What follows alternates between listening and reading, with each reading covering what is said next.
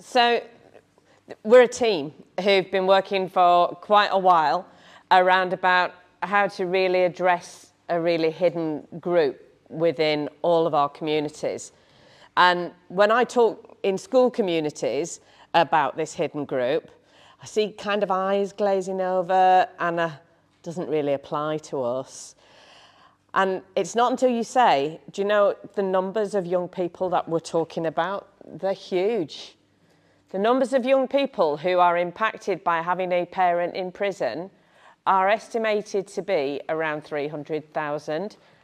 We can't say for sure because nobody really gives enough of a whatever to collect that data and get a definitive answer around about it. So it's allowed to go underneath the carpet all the time and get brushed underneath the carpet. So for those young people, when I'm trying to shoot schools out of their kind of comfort zone around about it, I say to them, don't tell me that, because how many looked after children have you got in your school? And they'll go, oh, I've got this number, that number. And you go, it's about 3 times more than that are the number affected by parental incarceration at any point in time in this country. So don't tell me it doesn't affect you. What it means is you don't know about it, and the families are invested in hiding it and keeping it underneath the carpet, as we were saying before.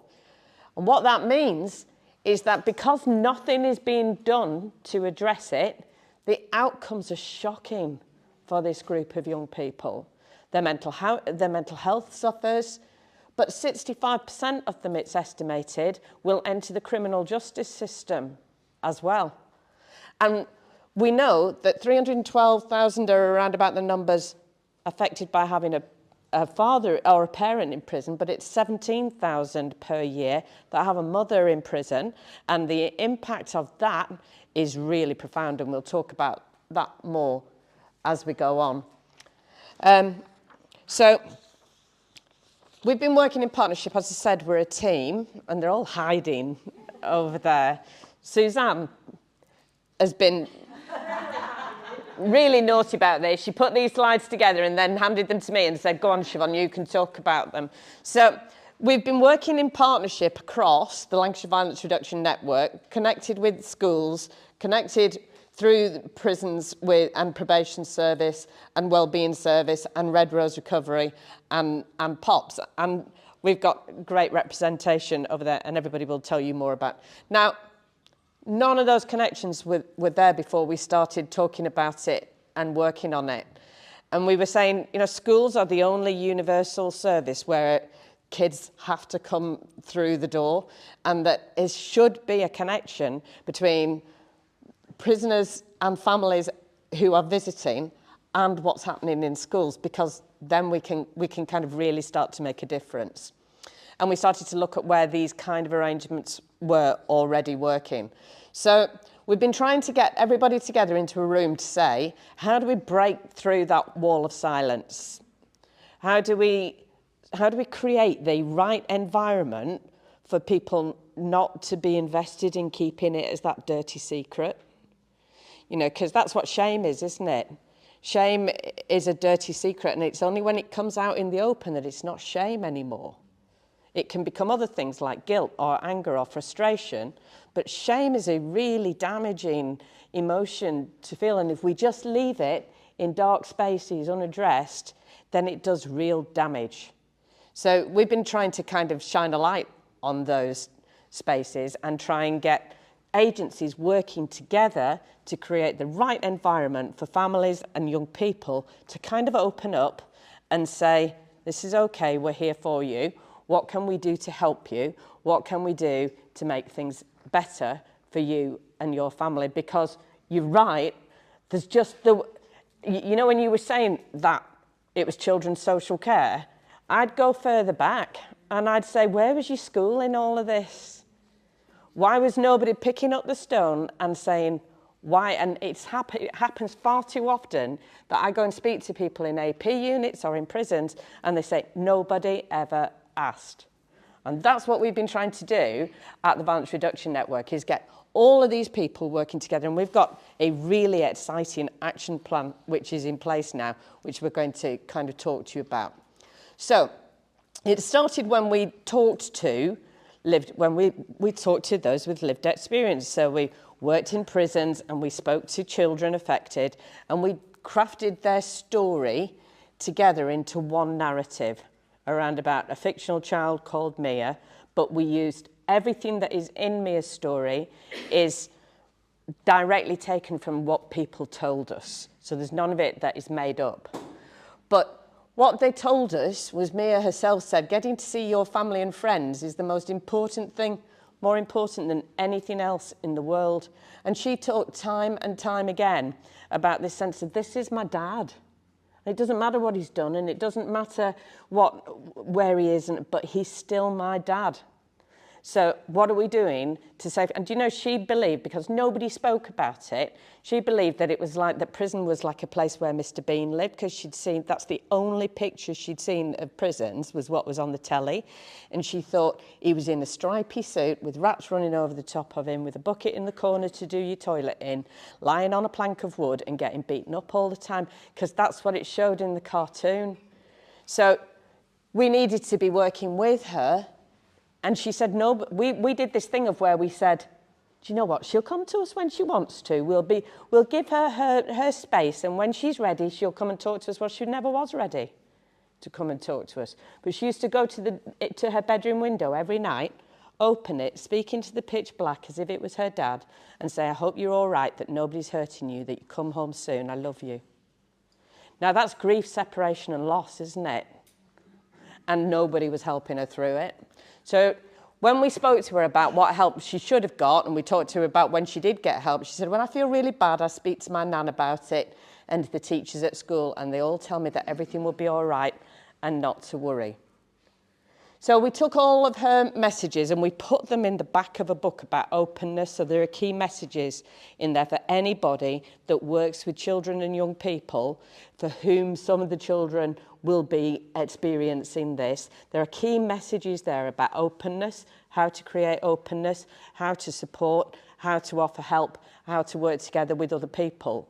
And that book is available for anybody that wants it. We're just about to publish a new book called Freya's Story, which is about having a mum in prison. And oh my gosh, that was a heck of an experience talking to those families. If we think the criminal justice system gets it wrong around about the treatment of men, it particularly gets it wrong around about the treatment of women and their families. So we're going to run a conference in September in which we're going to launch Freya's Story. There's going to be free copies available for anybody to take that away, again with key messages in it.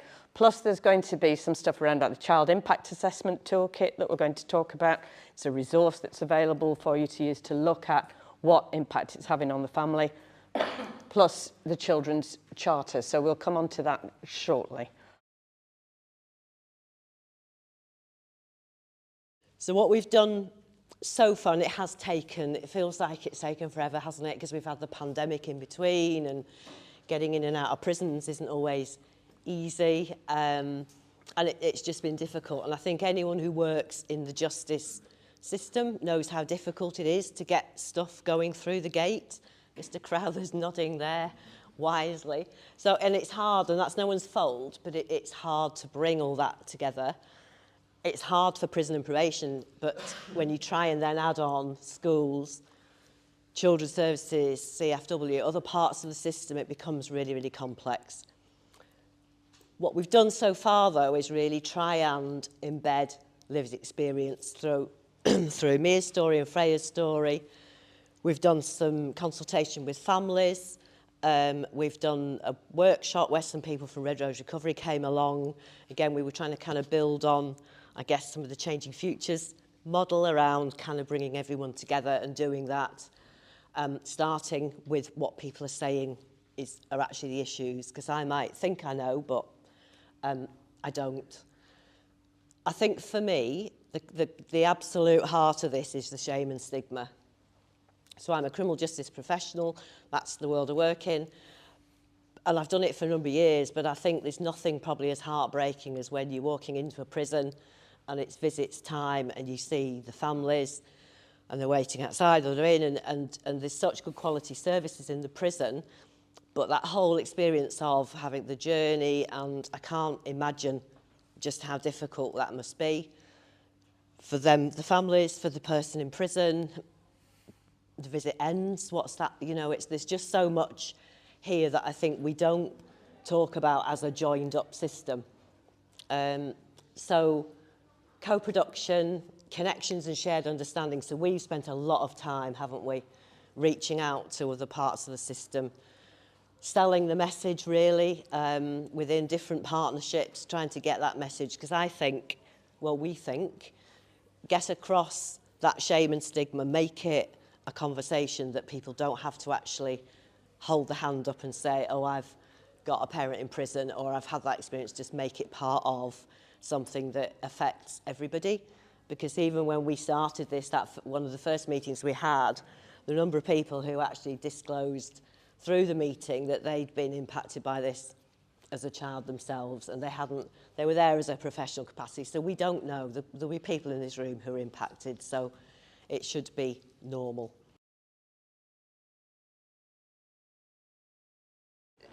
So we are getting there in terms of getting people speaking to each other. And an example I'll give you is a head teacher colleague who were doing a case study that we're going to present at this criminal justice conference in September, who was aware of the needs of a child who was struggling, made contact with the prison that the dad was in, was aware that he was approaching release, went into the prison to speak with him and meet with him and show him the work that his child was doing and to make him feel part of that, so that when he came out, and she said to him when he comes out on licence to come to the school gate and I will meet you at the school gate so you don't feel that you're not welcome. So she brought him in, she made him feel part of it. He's now released, and the outcomes for this young boy have increased dramatically. His attendance is much better, the progress that he's made is excellent, and everybody reports that, I mean, it's not, 100% everything's brilliant, but it won't be, will it? But we're at the start of that journey and we're not ignoring it. We're in there right at the beginning, making sure he doesn't slip through the cracks and fall through the cracks. So what we're trying to do is extend that so it's not just one child's story. We're trying to speak across children across Lancashire to get information from them about what their rights are. Because this is such a disenfranchised group, so invisible, that we want to give them a voice and amplify it and turn it up. So we've started to collect artwork from them, pieces of writing from them that say, this is how I have the right to be treated.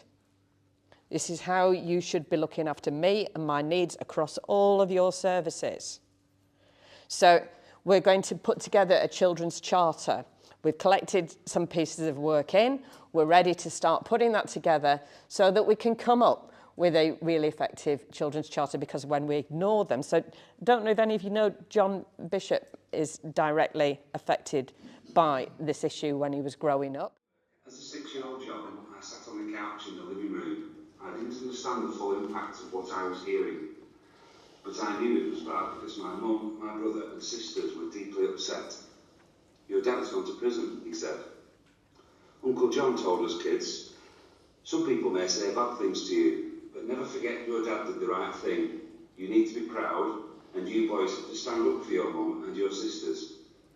Dad, I later found out, had been walking home with mum from a night out, and 2 men started an argument outside a chip shop.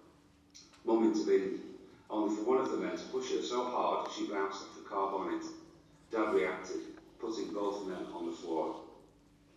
Dad was defending his wife, but there was a lot of resentment towards people that had moved to the area, and he was stitched up. Dad got a 1-year sentence. Because his offence was violent, he went to a closed prison. At first, Dad told Mum to leave the kids at home when she visited, because he didn't want us to see him in Preston jail. But he missed them so much that he relented and asked her to bring us. When I saw my dad, I ran towards him, giving him the biggest hug I had ever given anyone, until a guard separated us and he was placed on the opposite side of the table. It was a dehumanising experience. We were treated like cattle. I remember looking around and thinking my dad didn't belong with all the other men in grey uniforms. The injustice my dad suffered had a massive impact on the person I am. Going to see him for the first time in Preston with the doors being locked behind you, being stopped from giving him a hug, people looking at you in a judgmental way, it made me realise it's our family against everyone. No one's going to help us. It gets me when I hear politicians bragging about prison numbers going up. It's like they're proud they've thrown more stones in the pond, with the ripples affecting more partners and kids. I believe you should lock up people who've done wrong, but we need to consider the effect further down the line. Thank you. And that story of John's is unfortunately all too familiar. And that's why we want to do something to stop those ripples. So we do believe we've worked with over 100 schools. We've spoken to Family Wellbeing Service, have been collecting information for us. POPs we've been working with, who will explain to you what their role is, but it's Family Support Service in the prisons. And we've got a good picture of what it's like to be a child whose parent is in prison. And we're going to turn that into the rights of the child, which will then be launched at this conference on September the 24th, in which we say, time for us to step forward for these kids and to really be part of a community across Lancashire that says we're going to do things differently. My name's Louise Jefferson. I'm the Integrated Services Manager for Children and Family Wellbeing Service. But prior to that job, I had a career in criminal justice for around 25, 26 years. So I was really excited to be asked to join this piece of work, because I joined it a little bit later than everybody else, because this is where my interest lies, really. So what's it all about? What we've done is we've realised that quite often, and from an early help perspective, we don't get involved with families at the beginning. We kind of get involved later on in the criminal justice system, or there's things going on at the beginning where we're not really picking up the issues.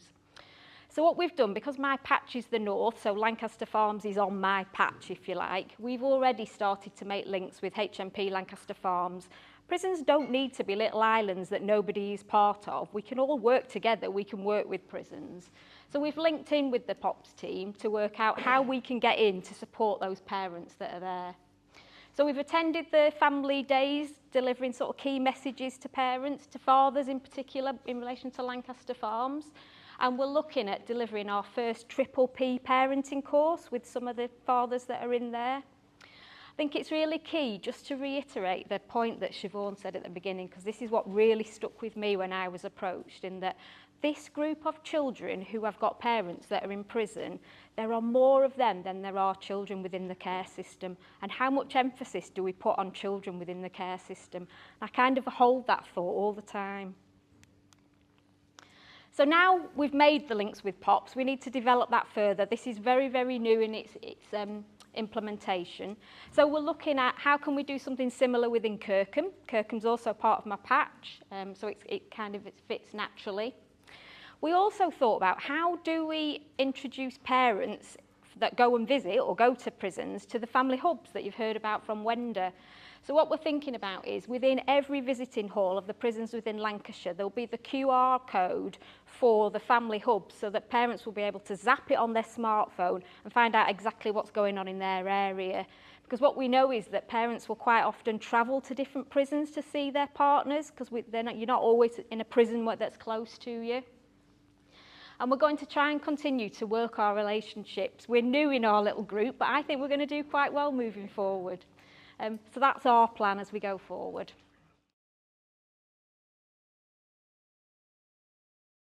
So, POPs were founded in 1988, and we were founded by a family member for families supporting a partner in prison.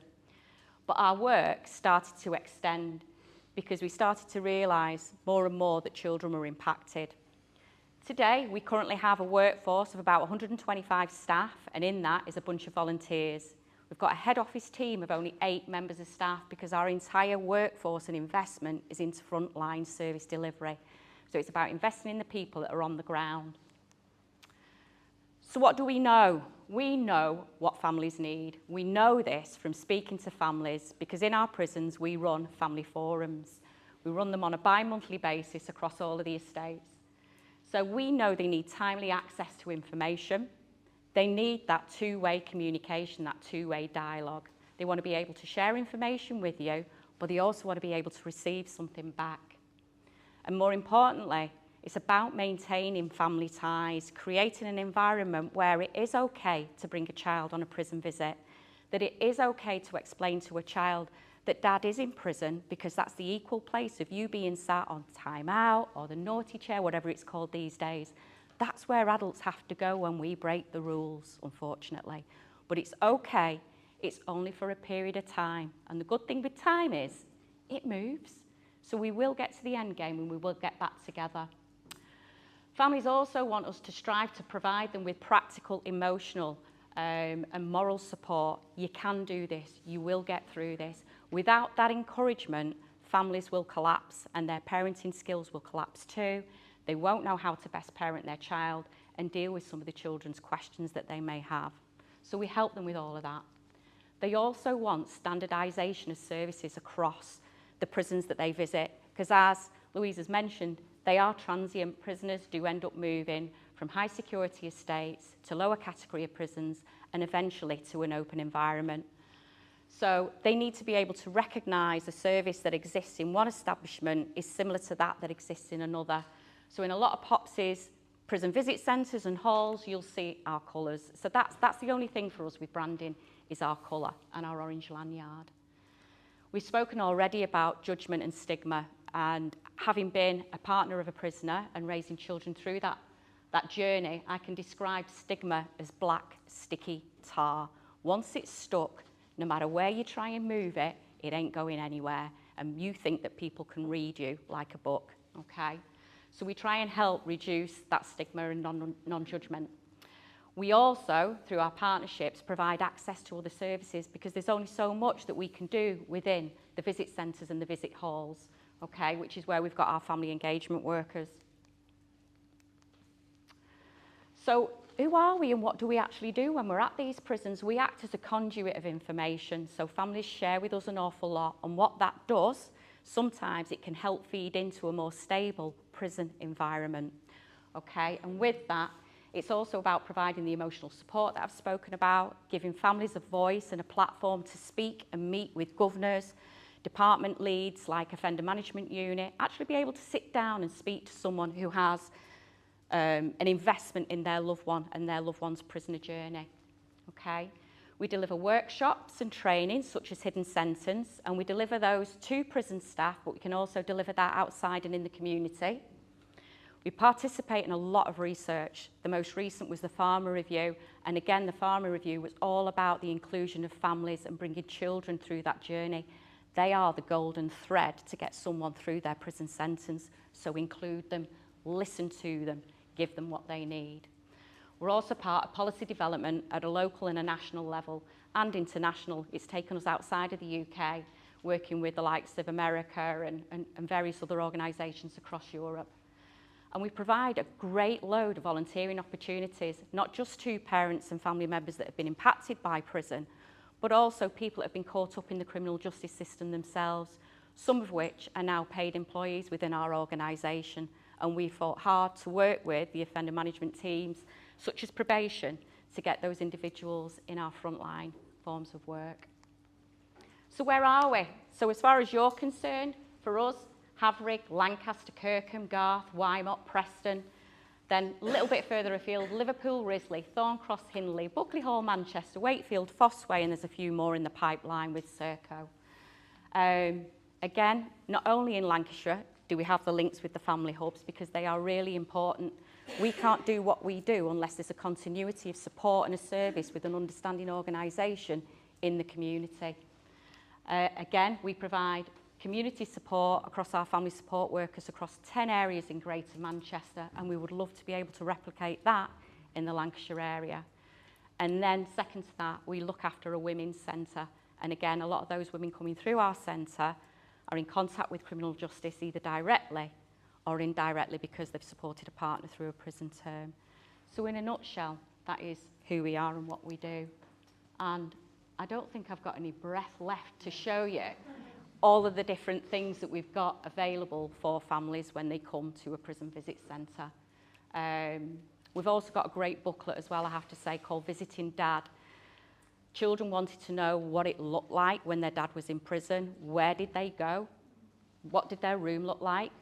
Where did they go to the gym? Did they see a GP? Did they have a dentist chair that they can go to? So what we've done is put together a load of images that are pertinent to each of those establishments. So they're not just, you know, loads of images that we pulled together.